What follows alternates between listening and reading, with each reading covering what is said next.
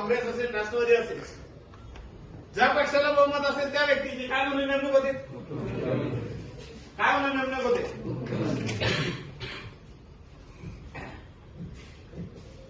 आणि हे जनतेतून निवडून दिलेले असतात. हा सर्वस्वी अधिकार कोणाला असतो? अर्थविषयक जर एखादं विधेयक पारित करायचं, कर्मचाऱ्याची वेतनवाढ करायची किंवा कर्मचाऱ्याचं वेतन कमी करायचं किंवा दुष्काळी अनुदान जाहीर करायचं किंवा ठिबक सिंचनचं अनुदान जाहीर करायचं, तर हा सर्वस्वी अधिकार कोणाला आहे? राज्याचा. आणि तसा देशाचा सर्वस्वी अधिकार कोणाला आहे? तसा राष्ट्रपतीला आहे का? राष्ट्रपतीला आहे का? कारण हे जनतेतून निवडून आलेले नाहीयेत. हे जनतेतून निवडून आलेले का? नाही.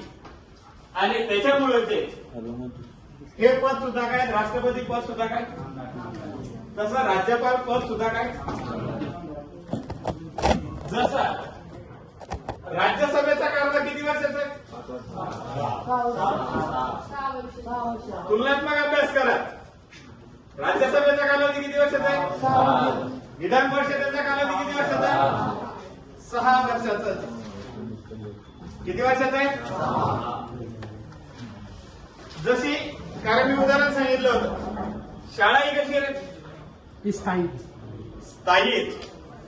शाळा ही कशी आहे? म्हणजे पहिलीचे मुलं येतात आणि 10वीची मुलं,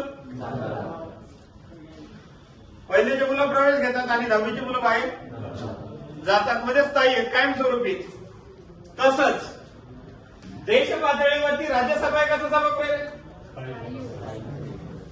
तसंच विधान परिषदेचे सदस्य म्हणजे सभागृह जे ते कसं आहे? स्थायी. आणि लोकसभा आणि विधानसभा हे कसं सभागृह आहे? का बरं? कारण 5 वर्षाचा कालावधी जर पूर्ण झाला, हे सगळे कुठे जातात? कुठे जातात? घरी जातात. आणि परत त्यांच्या जागी तेवढीच काय होते? नियुक्त होतात. याची सदस्य संख्या किती लोकसभेची?